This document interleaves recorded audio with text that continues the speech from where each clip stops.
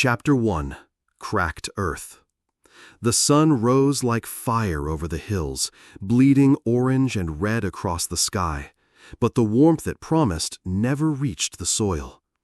It was the kind of heat that scorched, not comforted. The earth in the village of Srejitpur had not tasted rain in months. Cracks ran through the once rich fields like open wounds. Dust clung to the wind, and the scent of dried cow dung and despair hung thick in the air.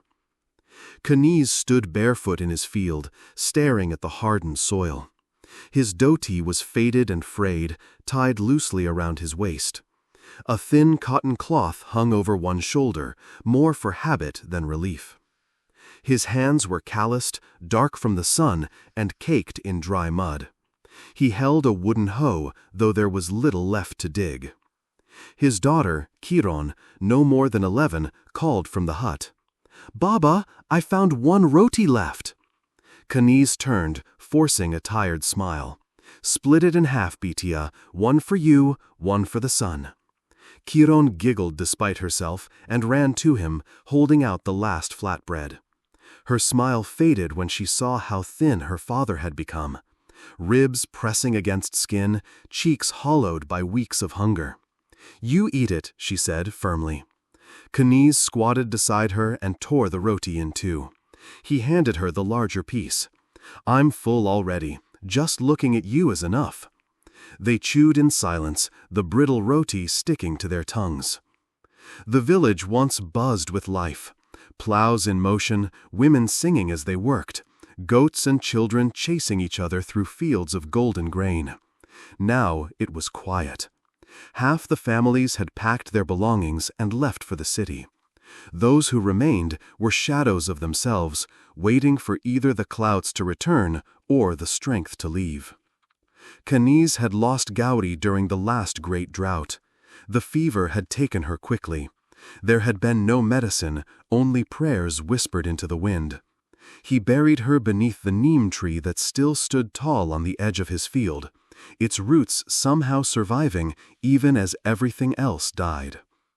Every morning, Kaniz stopped by her grave. "Today will be better," he whispered, "or not, but I'll keep trying, Gauri." Kiron followed him everywhere, helping where she could.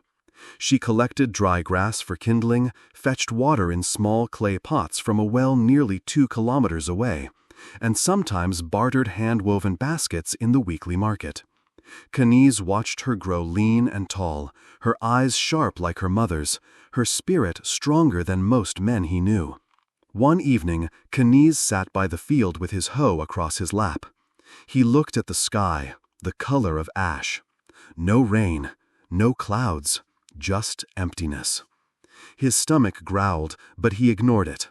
He had learned long ago that hunger was like the wind.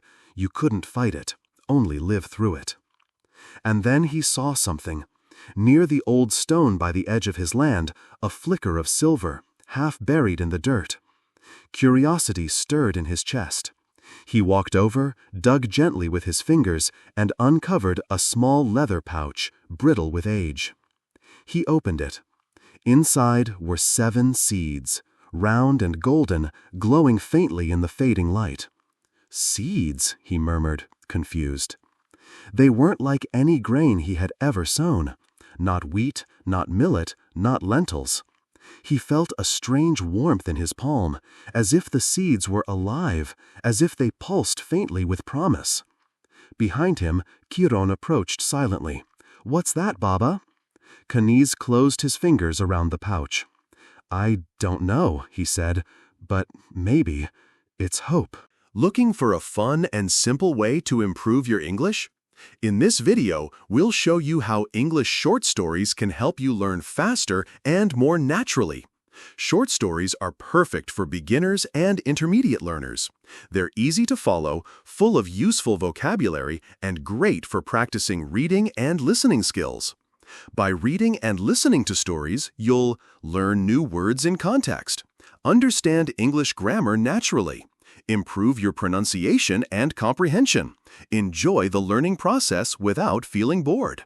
Whether you want to speak English more fluently or just enjoy a good story while learning, this is the perfect place to start. Hit that like button, thumbs up, subscribe for more, and let's learn English together.